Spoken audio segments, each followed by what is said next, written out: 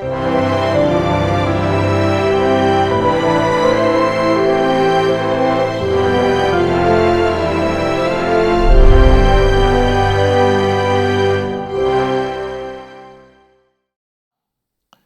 우리가 에베소 1장 17절에 우리 하나님께서 하나님 아버지 우리들에게 지혜와 계시의 정신을 허락하여 주셔서 첫째 하나님을 알게 하시고 또 우리의 마음의 눈을 밝히셔서 우리를 향한 하나님의 뜻을 알게 하며 또한 여러분과 저가 우리 주님을 더욱더 알기를 간구하는 이런 말씀이 나오고 또 여러분과 저가 하나님의 능력이 얼마나 크게 우리에게 임한지를 알기를 원합니다 라고 하는 이 사도 바울의 기도가 오늘 우리가 읽은 에베소서 1장 17절, 18절, 19절을 통해서 있습니다.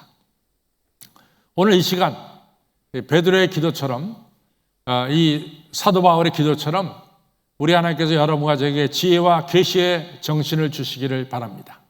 또 하나님의 마음을 우리가 품어서 오늘 부활의 주님을 믿는 우리에게 내려진 세 번째 축복이 무엇인가? 세 번째 축복을 우리가 다뤄보겠습니다.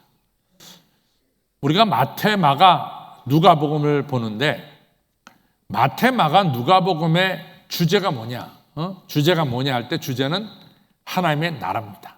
그래서 마태복음에도 마가복음에도 누가복음에도 하나님의 나라가 우리에게 임하는 것에 대해서 말씀하고 있어요. 그러면 우리 예수님께서 제일 처음 한 설교가 마태복음 4장 17절에 나오는데 회개하라 천국이 가까웠다. 이거 첫 번째 설교예요. 또 우리가 잘 아는 대로 마태복음 5장, 6장, 7장은 산상수훈인데 산상수훈을 시작하면서 예수님이 첫 번째 한 말씀이 뭡니까?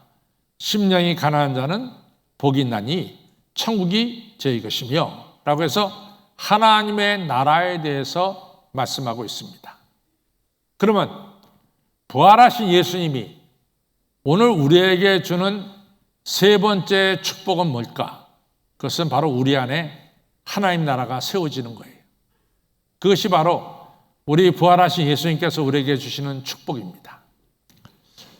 사실은 예수님께서 수많은 기적을 베풀 때 사람들이 수없이 따르면서 예수님에게는 바로 하나님의 역사가 나타남을 다 믿었어요. 그래서 수많은 사람들이 예수님을 따랐습니다. 왜냐하면 예수님 말씀에 풍랑도 잔잔해지고 예수님 말씀에 모든 병들이 다 떠나가고 온전하게 되니까 바로 예수님 말씀 속에는 하나님의 역사가 그 안에 있음을 사람들이 다 느꼈어요. 그래서 하나님 나라가 바로 이 자리에 왔다 이렇게 예수님 말씀하셨을 때 많은 사람들이 그것을 받아들였어요. 그래, 하나님의 역사가 아니면은 저 파도와 저 풍랑이 잠잠해질 수도 없는 것이고 하나님의 역사가 아니면 귀신 들린 사람이 온전해질 수도 없는 것이고 하나님의 역사가 아니면 오병이어로 5,000명을 먹는 이런 기적의 역사도 일어나지 않는다. 이러한 기적이 일어나는 것은 바로 전능하신 하나님의 역사가 예수님을 통해서 일어나고 있음을 사람들이 느끼고 믿었습니다. 그래서 수많은 사람들이 예수님을 따른 거예요. 근데 이 예수님이 이같이 죄인이 돼가지고 십자가에 달려 죽는 거예요. 그러니까 사람들이 다 이상한 거야. 아니, 하나님의 능력을 지닌 자가 어째서 흉한 죄인이는 십자가 지고 고고다산에 올라가서 양손과 양발에 대못 박히시고 십자가에 달려 죽느냐 말이지. 이해할 수가 없다 이거죠. 그래서 예수님 십자가 달렸을 때 사람들이 뭐라고 말합니까? 당신 하나님의 아들이라면은 거기서 뛰어내릴 수 있잖아. 한번 뛰어내려 봐. 또 사람들은 우리 예수님께서 십자가 달리서 엘리 라마 사박다니 외칠 때 예수님께서 하늘에 있는 하늘의 군사를 부르는 줄 알았어요. 그래서 예수님이 십자가에서 벗어나는 줄 알았어요. 그 정도로 예수님에게서 틀림없이 하나님의 역사가 나타날 것을 사람들이 다 기대하면서 예수님의 십자가 달린 예수님을 다들 쳐다보고 있었단 말이죠. 그런데 십자가에 달리신 예수님에게는 그런 역사는 일어나지 않았습니다. 여기까지 이해되는 것은 뭐냐? 악이 선을 이기는 거예요. 왜 선한 예수님이 저렇게 십자가에 달려 악인이 당하는 십자가에 달려 죽느냐 이거죠. 십자가에 달려 죽는 거기까지는 악이 선을 이기는 것으로 보였습니다. 지금까지는 예수님에게서 하나님의 나라가, 하나님의 역사가 늘 일어나는 것으로 생각했는데 십자가에 달려 죽는 거기까지는 더 이상 하나님의 나라는 예수님에게서 존재하지 않는다고 생각을 했어요. 하나님의 역사는, 이제 하나님의 나라는 더 이상 예수님에게 없다, 이렇게 생각했단 말이죠. 그런데 3일 만에 예수님이 부활하신 거예요. 죽은 자에서 살아나셨습니다. 예수님의 무덤 앞에는 큰 돌이 있었고 그 돌을 움직이지 못하도록 임봉했고 로마 군사들이 앞에서 지키고 있었어요. 근데 큰 돌이 물러갔어요. 예수님이 누우셨던 무덤은 빈 무덤이 됐습니다. 예수님 부활하셔서 제자들에게 나타나시고 우리들에게 나타나셨어요. 예수님께서 십자가 지신 이유는 바로 여러분과 저의 죄를 대신 지시고 십자가에 달려 죽으셨어요. 그런데 예수님이 죽은 자로 끝나고 말았다면 여러분과 저의 죄가 사하여졌다라고 하는 사실을 증명할 수가 없어요. 그런데 예수님이 십자가에 달려 죽으시고 3일 만에 부활하신 그 역사로 말미암아 우리의 죄가 바로 예수님의 십자가와 함께 죽었고 예수 그리스도가 살아난 것처럼 우리도 새로운 사람으로 살아났다라고 하는 사실을 우리가 깨닫게 됩니다. 그래서 갈라디아 2장 20절에 나온 거예요. 내가 그리스도와 함께 죽고 이제는 내가 사는 것이 아니라 내 안에 그리스도께서 사는 새로운 인물이 되는 이런 역사가 일어난 거죠. 그럼 이 역사는 바로 뭐냐? 하나님의 뜻입니다. 하나님의 계획입니다. 하나님은 여러분과 저를 구원하시기 위해서 독생자 아들 예수님을 보내시고 우리의 죄를 대신 지시고 십자가에 달려 죽게 하심으로 여러분과 저를 죄악에서 건져내시고 하나님의 아들 딸로 만들어주시고 성전의 휘장이 찢어지면서 여러분과 저와 감히 예수님과 함께 전에는 죄 때문에 하나님 앞에 못 나갔는데 이제는 죄의 문제가 해결됐기 때문에 하나님 앞에 나가서 하나님을 찬양하는 하나님 백성이 되게 된 것이죠. 이것은 하나님이 계획하신 거, 하나님이 뜻하신 하나님의 일입니다. 바로 이 일이 예수 그리스도께서 부활하심을 통해서 이루어졌어요. 그러면은 하나님의 역사는 지금 부활하신 예수님에게서 나타나고 있는 거예요.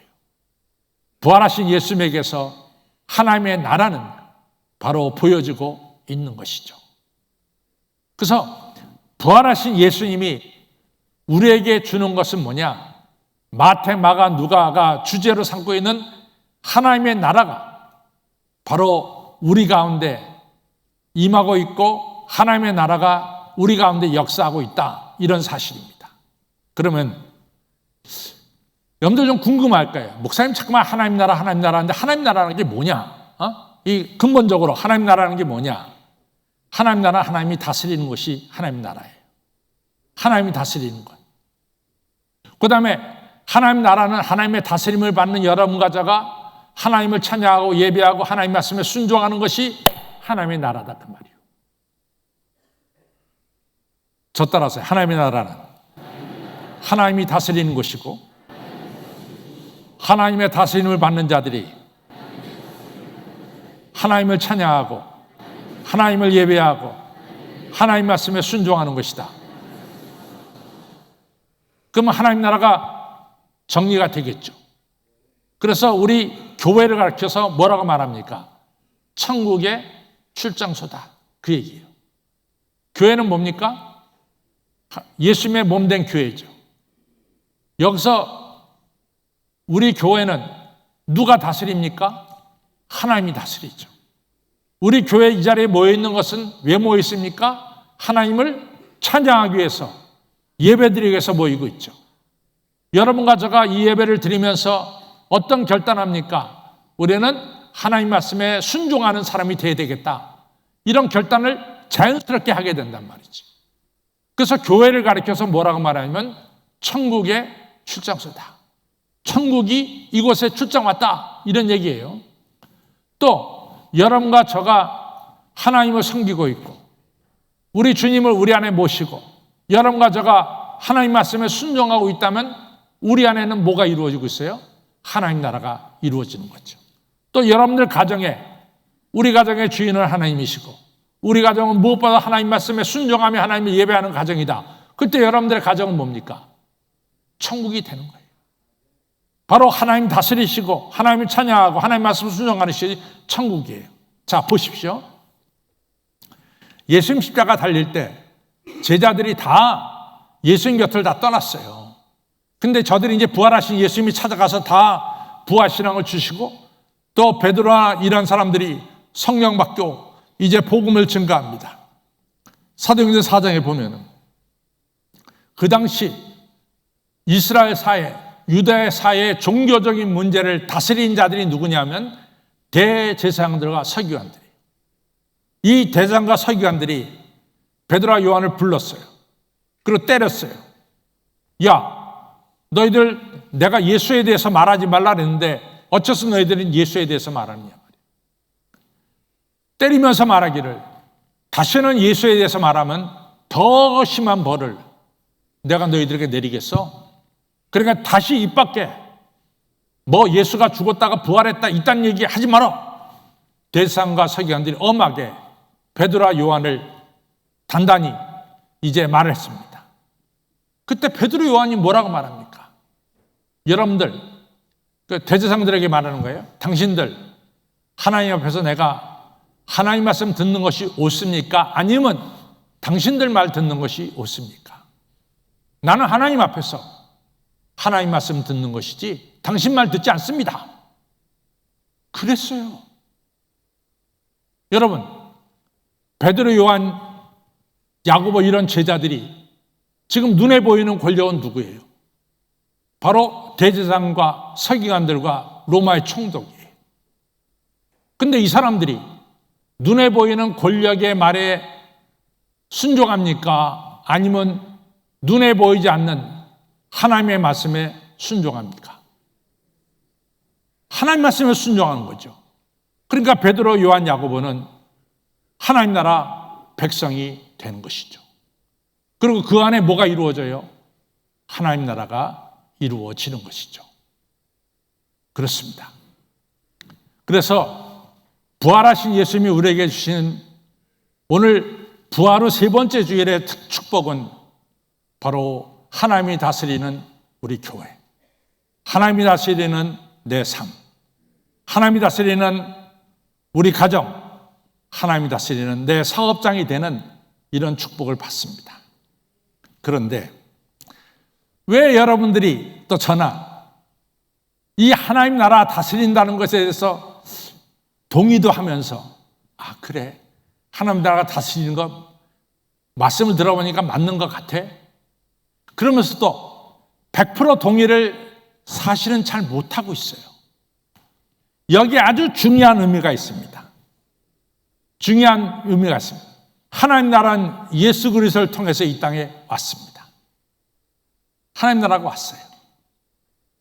그러나 100% 하나님 나라, 100% 하나님이 다스리는 하나님 나라는 not yet 아직은 오지 않았어요.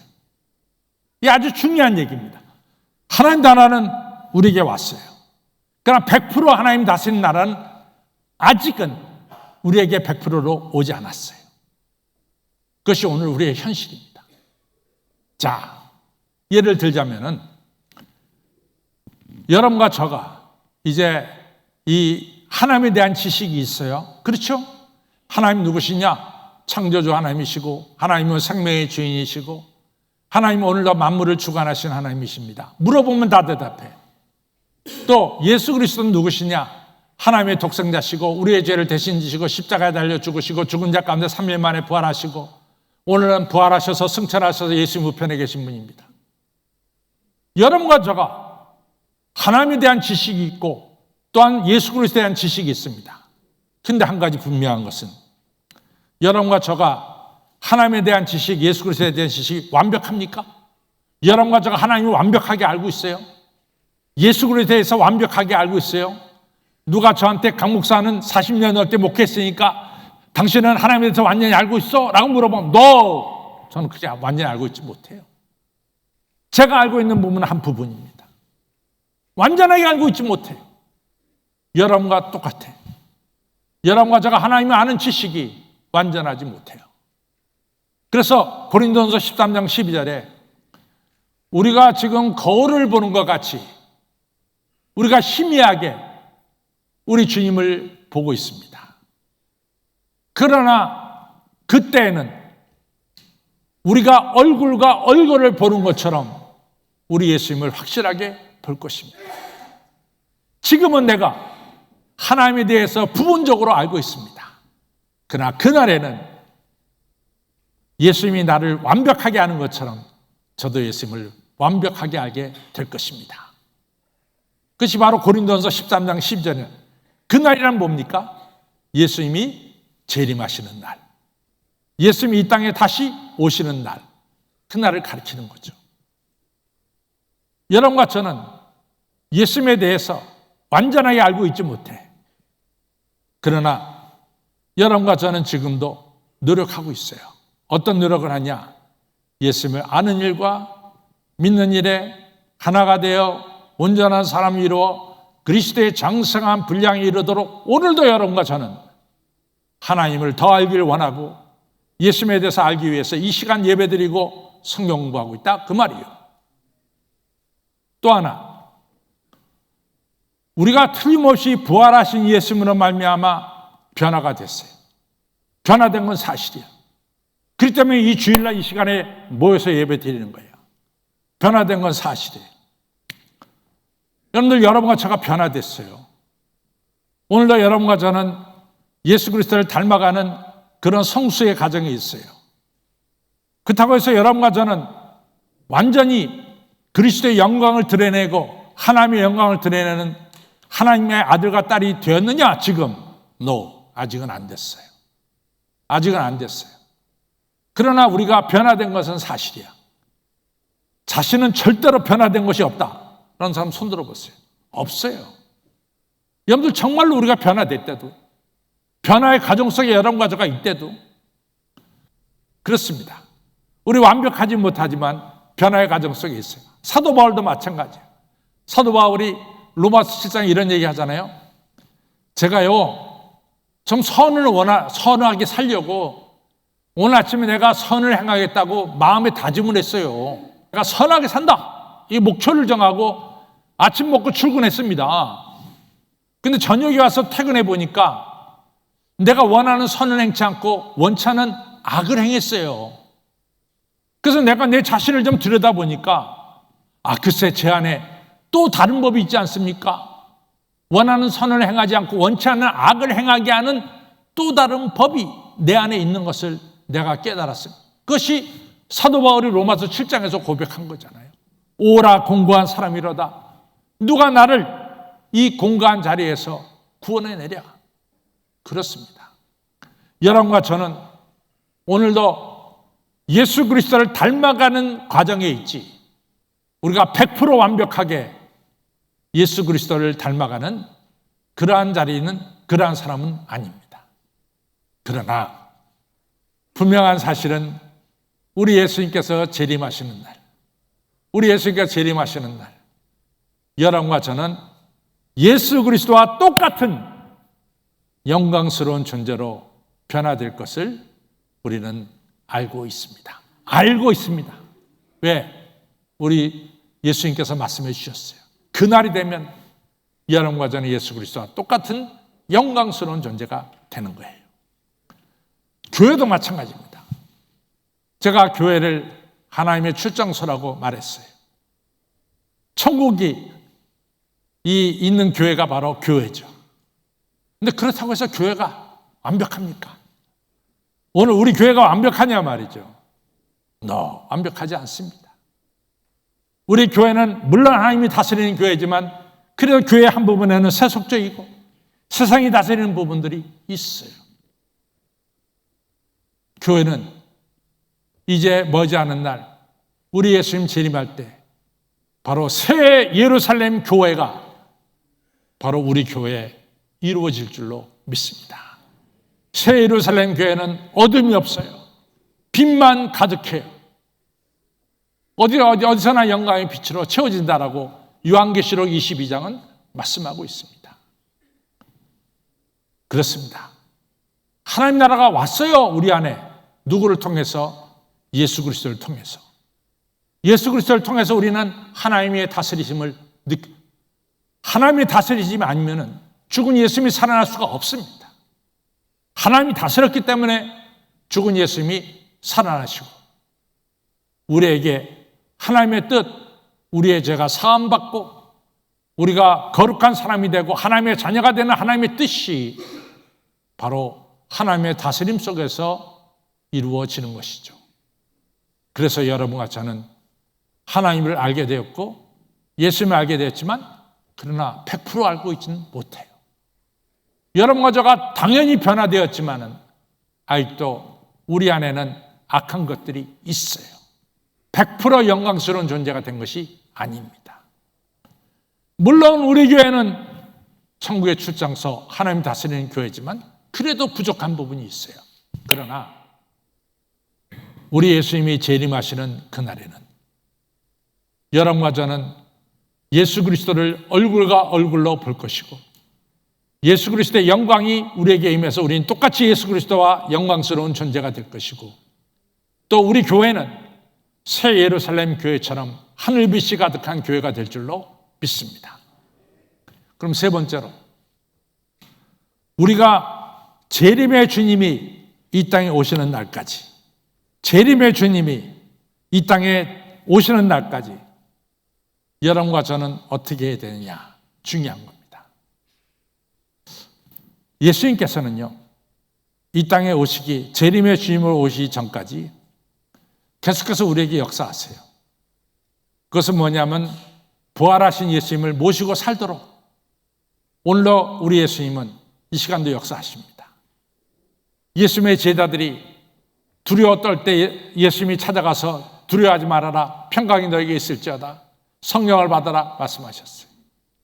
도마가 나는 부활하신 예수님을 눈으로 보지 않고는 믿지 못하겠습니다 라고 할 때 일부러 예수님 나타나서 도마에게 너 손을 내밀어 내 창자국나 허리를 보고 못장난 손을 봐라 이러면서 부활신앙을 심어줬어요. 예수님의 제자들이 예수님이 십자가에 달려 죽었다고 크게 실망하면서 고향으로 내려갈 때 예수님 말없이 그들과 동행하면서 그들의 이야기를 들어주면서 그들에게 성경 공부를 가르쳐줬어요.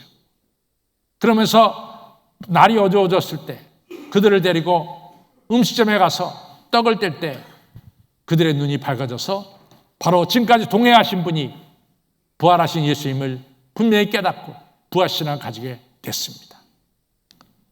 오늘 똑같습니다. 부활하신 주님은 이 자리에 오셔서 여러분과 저의 마음을 두들기면서 너희들에게 평강이 있을지어다. 성령을 받아라. 우리에게 축복해 주세요. 부활신앙을 의심하는 자가 되지 말고 확실히 믿는 자가 되라고 오늘도 부활하신 주님은 우리에게 나타나십니다. 부활하신 주님은 오늘도 여러분과 저가 성경 공부를 통해서 예수님 부활하신 사실을 확실하게 믿도록 우리에게 역사하십니다. 이러한 예수님을 여러분과 저는 환영해야 되고 우리 안에 중심에 모셔야 될 줄로 믿습니다. 하나님 나라가 이루어지는 이러한 축복을 꼭 받으시기를 주님의 이름으로 축원합니다.